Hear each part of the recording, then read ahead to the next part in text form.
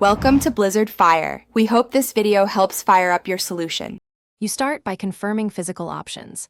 Most laptops lack HDMI in, so check your ports now. If you have HDMI in, plug the Xbox 360 HDMI directly and skip the capture step.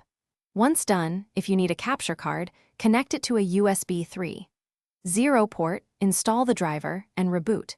Make sure the Xbox is set to output 720p or 1080p to match the laptop. This prevents resolution mismatch and dropped frames when you go live. Now you connect and configure the feed. Plug the Xbox HDMI into the capture device, then USB to the laptop, open your capture app, and select the device as the video source. Choose 60 Hz for smoother gameplay and set resolution to match the console output. Route audio through HDMI so game sound appears in the app. Make sure the capture application has permission to access audio and microphone, and confirm latency settings are minimized for responsive play. Finish by connecting your controller. Plug a wired Xbox 360 controller into USB or attach the Microsoft wireless receiver and sync the pad.